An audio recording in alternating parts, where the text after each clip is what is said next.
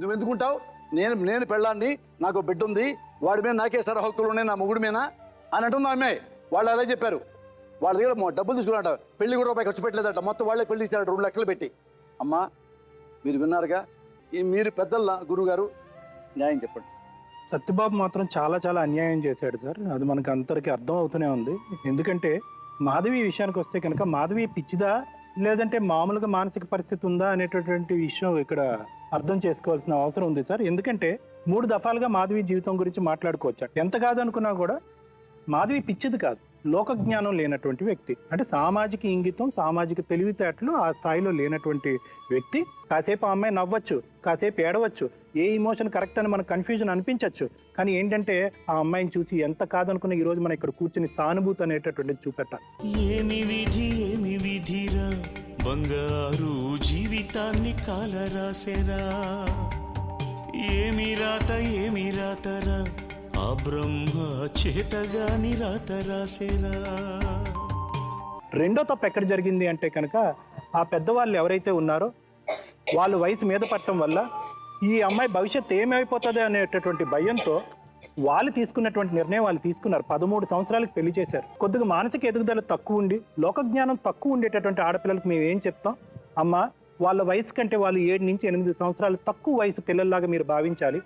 కాబట్టి వాళ్ళకి పెళ్లి చేయాలి అంటే కనుక సహజంగా చేసేటటువంటి వయసు కంటే, అంటే 18 సంవత్సరాల్లో ఆడపిల్లకు ఒకప్పుడు పెళ్లి చేస్తే దానికి 10 సంవత్సరాలు యాడ్ చేసి పెళ్లి చేయండి అని అంటాం. అంటే 28 ఇయర్స్, 28 సంవత్సరాలకు పెళ్లి చేయటం. అలాంటిది మీరంతా కలిపి రివర్స్లో ఏం చేశారంటే ఆ అమ్మాయి 13 సంవత్సరాలకు పెళ్లి చేశారు.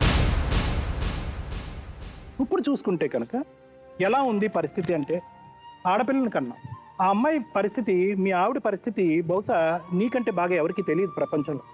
ఎందుకంటే పెళ్లి చేసుకున్న తర్వాత 3 సంవత్సరాలు కాపురం చేసుకున్న తర్వాత ఆ అమ్మాయి స్థాయి ఏంటి, ఎంత చక్కగా పనిచేస్తుంది, చేయలేదు, ఏ విధంగా వ్యవహరిస్తుంది, వ్యవహరించలేదు అనేటటువంటి అంశం నీకంటే బాగా ఎవరికి తెలియదు. కానీ ఎంత కాదు అనుకున్నా కూడా ఇమోషనలీ, మానసికంగా, శారీరకంగా, ఆర్థికంగా ఆ అమ్మాయిని నువ్వు వాడుకున్నావు. ఆడకూతురా నీకు అడుగడుగున వందనం, అనునిత్యం కరుగుతున్న నీవు రక్త చందనం. శారీరకంగా వాడుకున్నావు. 30,000 1,00,000 అన్నది నాకు అనవసరం. ఆర్థికంగా వాడుకున్నావు. వంట మనిషి, పని మనిషిలాగా వాడుకున్నావు. అంటే ఏంటంటే వాడుకోవటానికి ఒక విధంగా ఉంది, మళ్ళీ ఆ 10 అంశాలు నీ మనసులో ఉన్నటువంటి అన్ని అంశాలు ఆ అమ్మాయి దగ్గరుండి చేకూర్చలేదు కాబట్టి, ఒక 7 అంశాలు నీ జీవితంలో నీకు ఉండేటటువంటి కోరికలు తీరలేదు కాబట్టి ఆ 7 అంశాల గురించి ఆ అమ్మాయి దిక్కుతోచనటువంటి పరిస్థితుల్లో వదిలేసి వచ్చేసాం. స్వర్గమనుకుంది మరి తన ఆశే నరకమయ్యింది, భూమాత ఓర్పు తనకుంది ఇంక ఏ దిక్కు లేకపోయింది.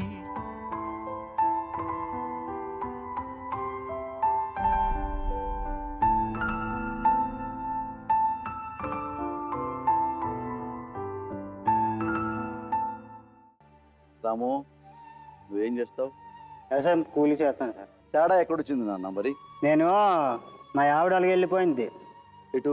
వాళ్ళ అమ్మగారింటికి వెళ్ళిపోయింది ఈ అమ్మాయి. నేను రమ్మని చెప్పేసి దేబెట్టమని చెప్పేసి వెళ్ళి అడిగితే ఇంతే తిలగదమ్ములు తీసి నా మీద ఎత్తేవాడు మా మామ. ఎందు నాన్న? దేబెట్టనని నిద్ర పంపించనన్నాడు. పంపించనన్నాడు. దేనికి నాన్న? చిన్న గొడవ ఆడుకున్నాం, వెళ్ళి వాళ్ళ అమ్మగారింటికి వెళ్ళిపోయి సార్. ఎవరెవరు గొడవ ఆడుకున్నారు? మా ఆవిడ నేను. ఏ విషయంలో నాన్న? అది మామూలు సేలోని సుభాష్ ద్వారా నరికాం సార్. ఆ పొలంలో కట్టలు ఏరి చిన్న మోపులు కడుతున్నాం సార్. మోపులు కడితేప్పుడు మా ఆవిడ, మా చెల్లు ముగ్గురు ఏరు మోపులు కడుతున్నాం.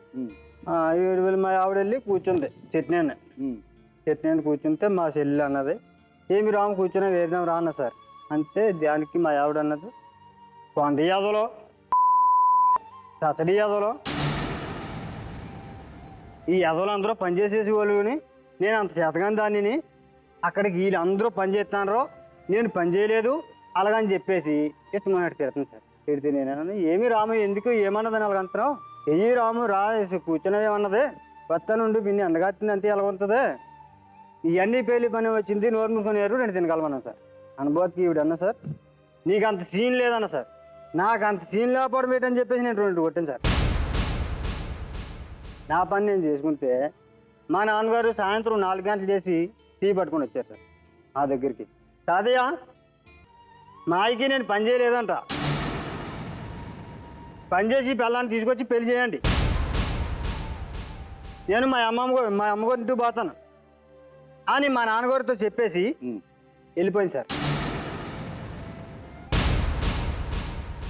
వెళ్ళిపోయిందని చెప్పేసి నేను వెళ్ళాను. నేను వెళ్తే ఆ సాయంత్రం మా మామగారు ఈ మాట అన్నారు సార్. 2 చుట్లు 3 చుట్లు చిన్నాడు సార్ తిరగలదమ్మా, సైడ్ అయిపోయింది. సర్లే ఇప్పుడు నేను దేబెట్టి దాకా వదల్లో, నాకు చేలో పని ఉంది, నేను తీసుకెళ్ళాలని చెప్పేసి అక్కడే ఉన్నాను సార్.